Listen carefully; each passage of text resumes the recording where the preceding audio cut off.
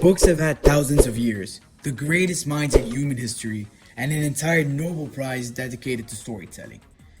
Video games had 50 years and a bunch of nerds running on coffee in a basement. And some games are still destroying them. Today, ladies and gentlemen, I'm going to prove that a part of video games is better than stuff you learn in the English curriculum. Enjoy. So here's the thing nobody really wants to admit. When you read a book, no matter how good it is, you're always a little bit outside of it. You're observing, you're following, the author is striving and you're in the passenger seat. Games change that completely. Take The Last of Us for example. By the time you get to that ending, you spent 15 hours keeping Ellie alive yourself. You've made the runs, you've fought through everything, you've kept her safe. So when Joel makes that decision at the end, you're not shocked, you get it. You probably would have done the same exact thing.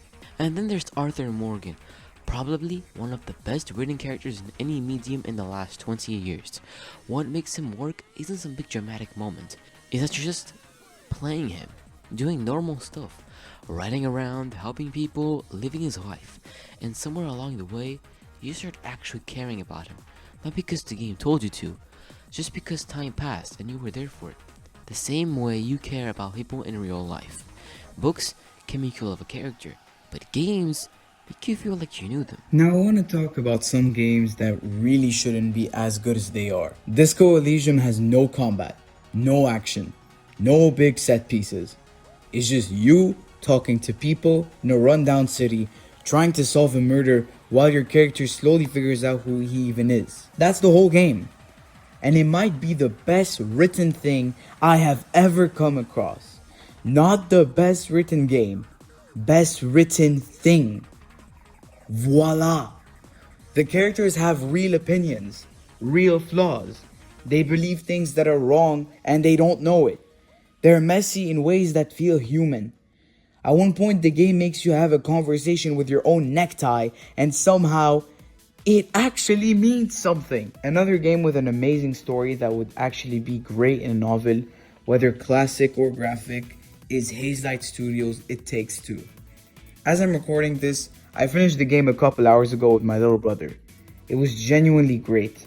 From the emotional story, to the puzzles, to the mini games, heck, even the powers and the combat. It definitely deserves its titles, including 2 Game of the Year titles at the DICE Awards and the Game Award, Best Family Game also from the Game Awards, and Best Multiplayer Game at BAFTA. The game itself compiles broken romance with having to work together to get back to our human form. I genuinely cried because of how beautiful the whole message and story was. And the gameplay is uncomparable as well. And an honorable mention which I thought would be great into a fantasy book is the Legend of Zelda series. One of my favorite games of all time that I thought would be great if I told in a novel. You could not have a bigger success. Here's the thing though, those little pieces of gold could have been novels. Easily. And really good ones. The kind that wins awards and ends up on school's reading lists so your English teacher can annoy you again. But the people who made them chose to make a game instead. And that wasn't an accident. Because when it's a game, the story becomes yours. How your detective thinks, what he believes, whether he gets better or falls apart completely. You decide that. You're not reading about someone hitting rock bottom and trying to climb back up. You're the one doing it. Books can tell that story, but they can only tell it one way. Games that you live it your way. And that, ladies and gentlemen, is the difference. Look, I want to be straight with you here, because this isn't about books being bad. Books aren't bad. Books are incredible. There is something a book does that nothing else really replicates. When you are reading a great novel, your imagination is doing all the work. Now, 2 people may or may not be able to read the same book the same way.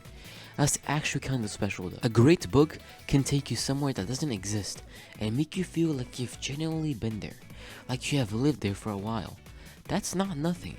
But here's the thing, every single thing you just felt reading, that pull into another world, that attachment to other characters, that feeling of being surprised or completely wrecked by a story, games can do all of that too, and in some cases, they do it better. Which brings me to the part that's hard to argue with. We started this series asking a simple question. Does the stuff we grew up dismissing as mindless entertainment actually have something real to say? And I think by now you know the answer. Games made us cry, laugh, throw our controllers. They made us question our choices. They put us inside characters so well written that losing them felt personal. They tackled philosophy, mortality, identity, and grief. And they did it in a way that stayed with you long after the screen went dark. That's not entertainment. That's art. And maybe that's the bigger thing to take away from all of this. Not that games beat books, but that we've been drawing the wrong lines this whole time. Between high culture and low culture. Between serious art and casual fun. Between what counts and what doesn't. The best stories find you wherever you are. Some of the best stories ever told are sitting inside a game nobody in your English class ever talked about. If this series made you see something you didn't see before, that's everything I was going for. And if you want to keep having these kinds of conversations, the ones that make you look at the things you love a little differently, subscribe, because this is just the beginning of what we are building here. I'll see you in the next one.